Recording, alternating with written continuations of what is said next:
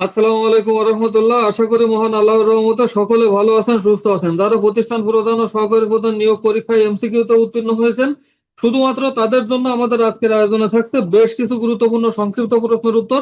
ভিডিওটি ভালো লাগলে লাইক কমেন্ট করতে ভুলবেন না। আর এখনো যারা চ্যানেলটি সাবস্ক্রাইব করেননি তারা দ্রুত চ্যানেলটি সাবস্ক্রাইব করে আমাদের সাথে থাকুন। আমাদের এই সিরিজের সবগুলো ভিডিও দেখতে চাইলে এই চ্যানেলে প্রতিষ্ঠান প্রধান ও সহকারী প্রধান নিয়োগ প্রস্তুতি নামক প্লেলিস্টটি ভিজিট করুন এবং এই ভিডিও ডেসক্রিপশনে সবগুলো ভিডিও লিংক দেওয়া আছে, চাইলে এখান থেকে সবগুলো ভিডিও দেখে নিতে পারেন। চলুন আজকের ভিডিও শুরু করে ফেলি। নীল দর্পণ নাটকটি কার লেখা? দীনবন্ধু মিত্র। উত্তরে বলবেন দীনবন্ধু মিত্র। বেগম রোকেয়ার একটি বিখ্যাত বইয়ের নাম বলুন। সুলতানার স্বপ্ন অথবা অবরোধবাসিনী। সুলতানার স্বপ্ন অথবা অবরোধবাসিনী।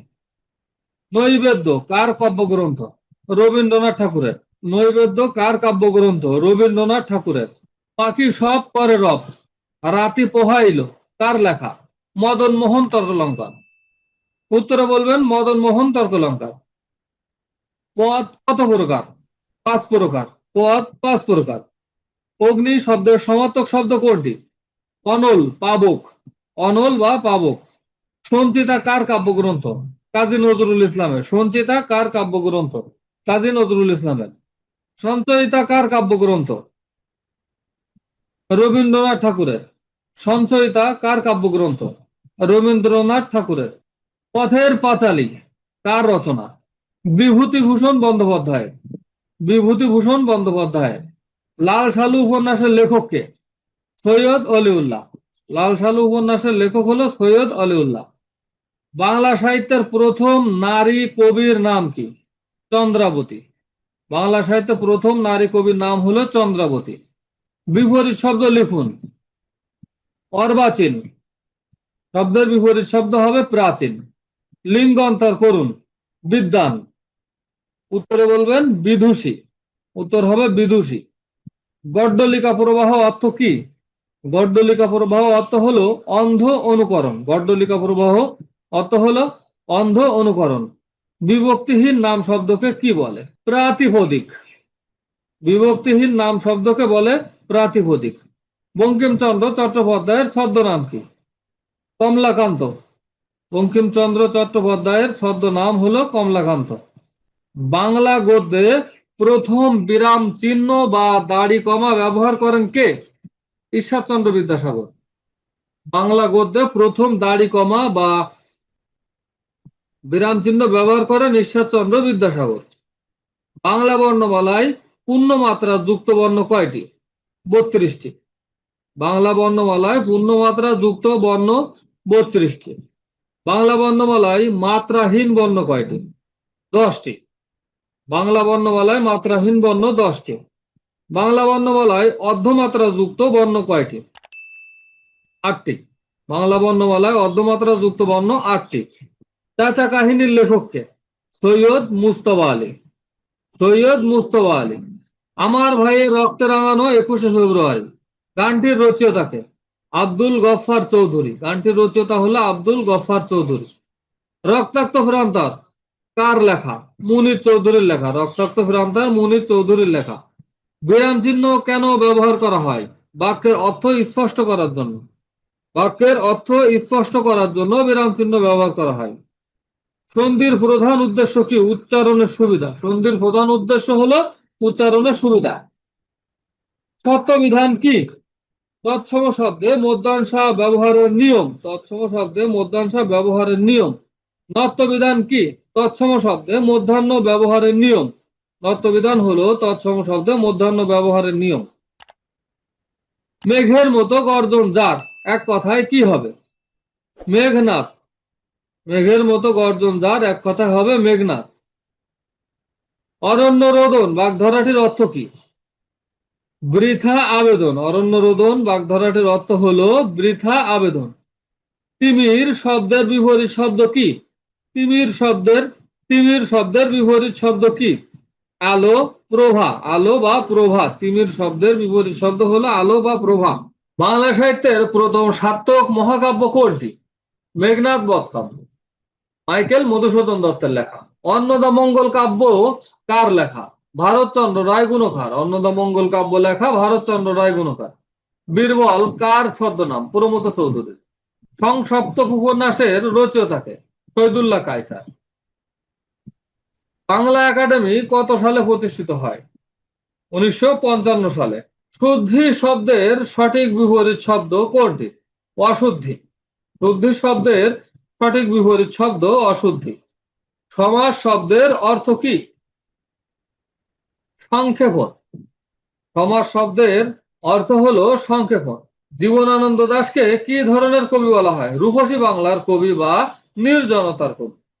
রূপসী বাংলার কবি বা নির্জনতার কবি। ক্রিয়ার কাল প্রধানত কত প্রকার? 3 প্রকার। ক্রিয়ার কাল প্রধানত 3 প্রকার। কপাল কুম্বলা উপন্যাসের রচয়িতাকে? বঙ্কিমচন্দ্র চট্টোপাধ্যায়। 71-এর দিনগুলি কার লেখা? জাহানারা ইমাম। 71-এর দিনগুলি জাহানারা ইমাম। উষ্ট্রবর্ণ কোনগুলো? প, ফ, ব, ভ, ম। উষ্ট্রবর্ণ হলো প, ফ, ব, ভ, ম।